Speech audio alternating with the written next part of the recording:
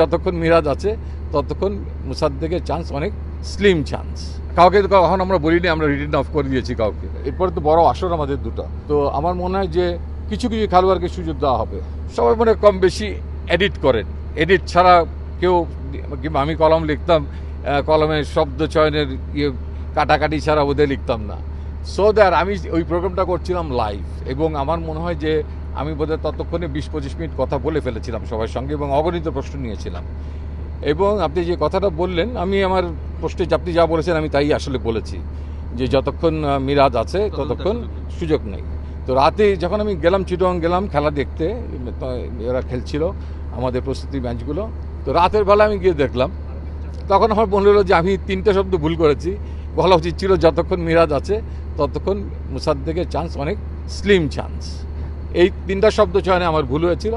তো আমি video realise করেছি যে আমি বক্তব্যটা ঠিকভাবে উপস্থাপন করতে পারি নাই।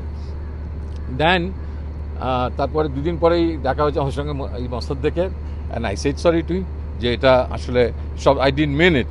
ভালোই হলো আপনি প্রশ্নটা রেজ করে, একদিক দিয়ে ভালোই হলো। সো তার সঙ্গে আমি ওই দিন 48 আওয়ার্স এই বার্তাটা পৌঁছে করেছিলাম। তিনি তো অনেকদিন ধরে ওয়ানডে খেলছেন না, লিটন দাস তো ধারাবাহিকভাবেই খেলছেন। যদি কাউকে তো এখন আমরা বলিনি, আমরা রিটার্ন অফ করে দিয়েছি কাউকে। আপনি যে বলেন শুধু মমিনুল না, যে কেউ পেতে পারে, শুধু মমিনুলকে নিয়ে বিষয় না। আমরা নির্বাচক প্যানেলরা যা আছি, আমরা আমাদের নির্বাচন পদ্ধতির উপর আপনারা খোলাভাবেই মন্তব্য করতে পারেন। Let's look forward. আমরা কাকে বিবেচনা আনি কিংবা কাউকে বিবেচনা আনি না, সেটা আগামীর জন্য ওয়েট করে। আমরা চাইবো যে তিনি ডিপিএলে হোয়াইট বল ক্রিকেটে সাফিসিয়েন্ট ক্রিকেট খেলুক, প্রত্যেকটা প্লেয়ার ক্ষেত্রে আমরা চাইবো, এবং আমাদের নজর থাকবে সবার।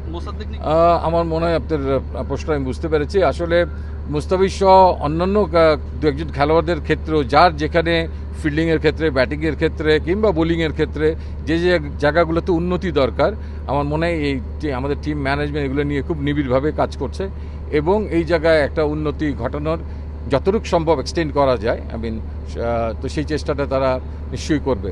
আই এম রাইট যে কিছু কিছু খেলোয়াড়ের কিছু জায়গায় আরও উন্নতি ঘটানোর অনেক সুযোগ আছে। আমার মনে হয় যে আমরা একসঙ্গে প্রিপারেশনের অনেক সময় সুযোগগুলো পাচ্ছি না। যেমন এই টেস্ট টিমটা চলে আসার সঙ্গে সঙ্গে টিম ম্যানেজমেন্টের অধিকাংশ সবাই চলে আসছে। হোয়াইট বল প্রিপারেশনটা আমাদের স্থানীয় কোচের আন্ডারেই হচ্ছে। তো আমার মনে হয় সেখানে হয়তো নাথান ছিলেন। আমার মনে হয় যে একদম ফুল টিম ম্যানেজমেন্টের আন্ডারে যখন কন্টিনিউয়াসলি একটা প্র্যাকটিস সেশন থাকবে, আমার মনে হয় যে এই ঘাটতিগুলো এবং পরবর্তী পর্যায়ে তার রিফ্লেকশন তো হতেই হবে। দল যদি ভালো করতে হয় তো প্রত্যেকটা খেলোয়াড়ের কাছ থেকেই, শুধু মুস্তাফিজ না, প্রত্যেকটা খেলোয়াড়ের কাছ থেকেই নিবেদনের জায়গাটায় শতভাগ আমরা আশা করি। আমরা একটা বড় ক্যানভাসে আপনি দেখবেন যে একটা ফর্মেটের জন্য 20 থেকে 25 জন খেলোয়াড় মধ্যে সীমাবদ্ধ আমরা আছি। সো দ্যাট এর মধ্যে আমরা আছি, একদম নতুন করে কেউ আসবো না। হয়তো অঙ্কন আছে, নুল হাসান সোহান আছে ওদিকে, এরকম আরও কিছু অন্য ফর্মেটের জন্য হয়তো অমিত হাসানকে গ্রো করার চেষ্টা করা হচ্ছে। দীপু আছে আরেকটা ফর্মেটের জন্য, সাইফুদ্দিনকে আমরা আবার ঘুরিয়ে আনলাম T20 ফর্মেটের জন্য। সো নাসুম আসলেন। তো এইভাবেই আমার মনে হয় এরপরে তো বড় আসর আমাদের দুটো, Asia cup and world cup T20। তো আমার মনে হয় যে কিছু কিছু খেলোয়াড়কে সুযোগ দেওয়া হবে।